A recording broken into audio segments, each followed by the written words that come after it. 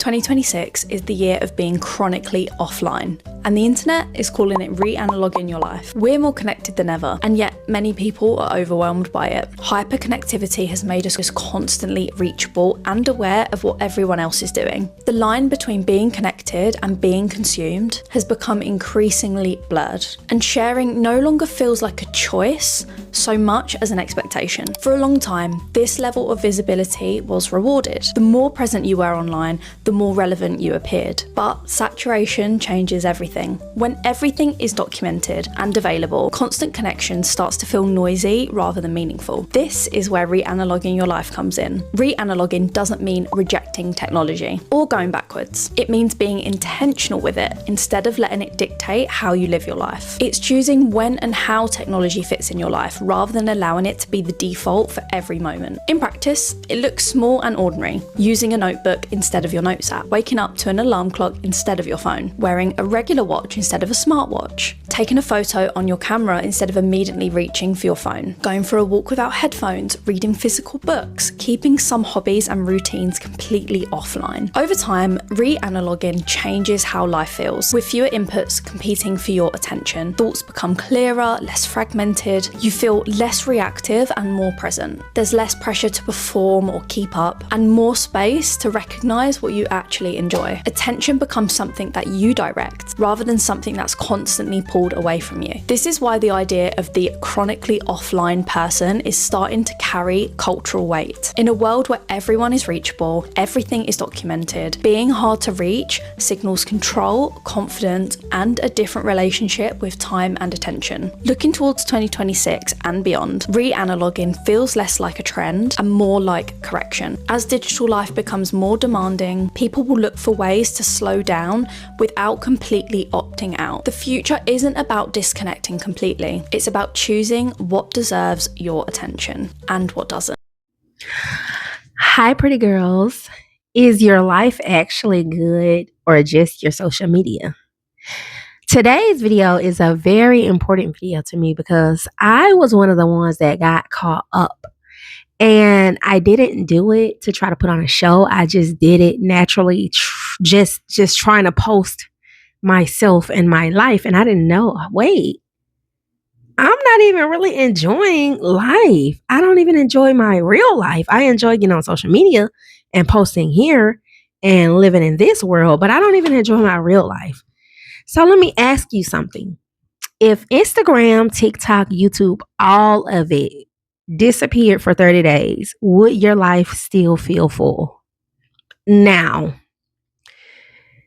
okay, let me just get finished with the question first. Would your life still feel full, or would it feel quiet and empty, just uncomfortable? Because a lot of us are living for the highlight reel, but what does your life feel like in the real world? I want you to pause and sit there and really think about this. Now, I can answer this question truthfully. If if Instagram and TikTok were to go away, I would be cool. But YouTube, that's gonna kind of put a damper on things for me because I do this every day for myself and for you all. I've been through this stuff and I like to teach. I like to teach in real life, whether it's at my job with the people that I work around and I'm giving them advice and just we're having talks all the time. But YouTube is my baby. It's one of my babies. So my life would still feel full, of course, but I would feel some type of way about losing YouTube. Not to the point where I just don't have a full life, but it would make a difference. Now, can you be truthful?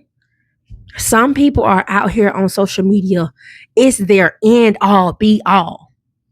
They don't even enjoy their real life. I enjoy my life and I enjoy YouTube. That's two different things from someone who just enjoys being on social media in the virtual world and they don't like their life at all. You can kind of tell those people when you see them. And most of those people are on Instagram, TikTok, and especially Facebook. I don't even go over there to Facebook like that no more. So the illusion of a full life. Now, I'm going to reference a few studies without being too overwhelming. So, research from the American Psychological Association shows excessive social media use is linked to anxiety, comparison, and lower life satisfaction. The more we're scrolling, the more our brain thinks everyone else is living better. And by now, we should know that is a complete lie. So, social media shows curated moments, but real life is built quietly. So, a lot of people keep their real life quiet and off social media. You don't need to look interesting online, you need to be fulfilled offline. If you're fulfilled offline, you'll show up beautiful and bright and glowing online. So, I want to ask you something. Can you be offline without anxiety? Can you go 7 days without posting something or without scrolling? Can you go 30 days without checking who viewed that story? Yeah, see, now we get into it.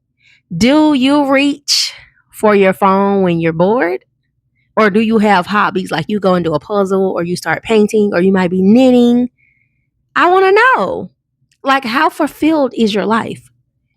If silence in your real life, in the real world, feels scary, that is not boredom. That is you being dependent on something else. This is what I mean when I say make your life full. Because us as grown women, as evolving women, we need to be in control of our attention.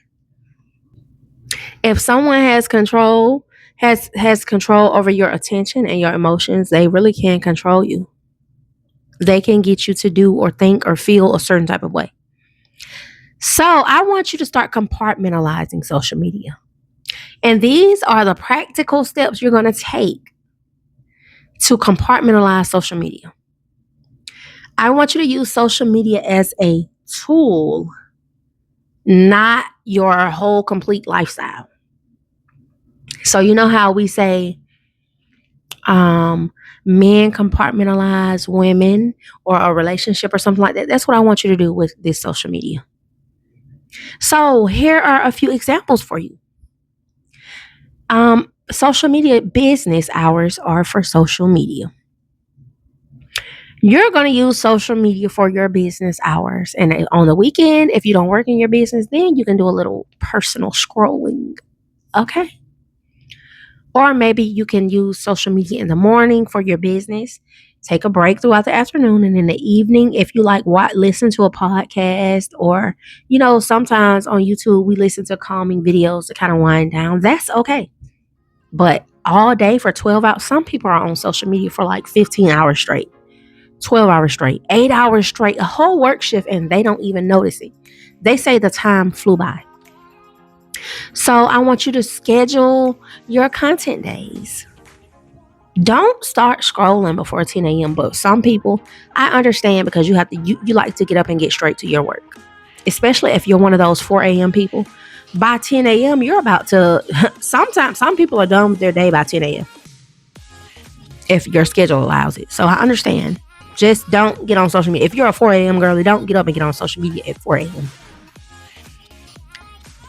And try to give yourself one minimal to no phone day per week. Just be you in your body in the real world, not on the phone. You should be able to log off for a month and your real life still be thriving.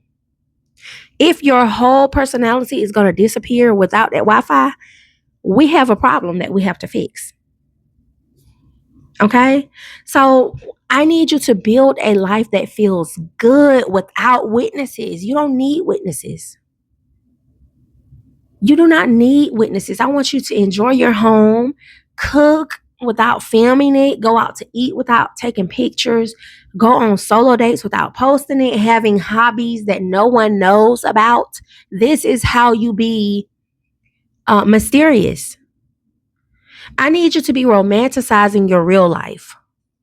A full life is going to include books, fitness, skill building, community, creativity, rest. When you have those things, social media literally becomes optional, and your life is so full. It's like, oh my goodness, I haven't been on social media in 2 weeks. Let me get on here and see what my cousin doing up in New York. I'm down here in Tennessee. Let me get on here and see what my cousin up in New York doing. You know what I'm saying? All right. We're going to pause for a quick commercial break. Not me saying Blake. But anywho, if you're on your glow up season journey and you're serious about actually building a full life, not just posting one, my 30-day glow up journal is linked in the description, as always, of course. It helps you reset mentally, physically, emotionally, and it just helps you all around become that girl, that woman. Because if we're going to be honest, we're not just trying to curate the aesthetics. We really want to live this way. Because what you see in those pictures, like how those pictures make you feel, your life can actually feel that way if you put in the work. So we're going to build the foundations. Okay? So if you're interested, just check the description below and you can find all the information you need. Now let's get back into the video. All right, girls. The addiction conversation. We need to keep it real. Social media activates the same dopamine reward system that addictive behaviors do. Platforms like TikTok and Instagram are designed to keep you scrolling. They get paid for that. It's not about willpower. It's about design. They are designing these things to make your brain want more constantly. But you're still in control of your boundaries, and you are not powerless when it comes to this. So I want you to make sure, just like someone is addicted to a drug, social media can be a drug. So I want you, before you go judging somebody for not being able to put the joint down, can you put the phone down? Can you put TikTok and Instagram down? Are you living a full life?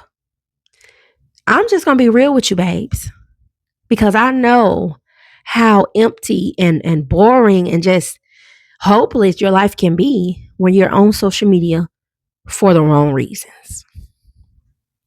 Now, the real question is your room clean, or are you sitting there scrolling in a room full of clothes piled up, trash on the floor? You need to clean under that bed. You need to clean that dresser off.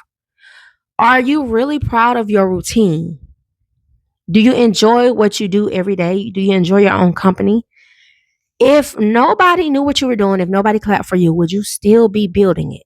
Would you still be doing it? Now, that is the real rich era we want to live in. Social media should be an accessory to your life, not the main character. You are the main character always and forever. You should be able to close the app and still feel satisfied, still feel like you want to live your life and go complete your goals. You want to still have that dream body, because pretty girl rich era isn't about looking rich online. It's about having a peaceful, rich life in real life. So if this message resonated with you, make sure you like this video. Comment. I need you to share the video with 5 people. Share this video with 5 people. You should already be subscribed, because I post content like this to help you every single day. I also have other videos on this exact same topic. This is Pretty Girl Rich Era, where we heal, level up, and become the best version of ourselves. I'll see you in the next one.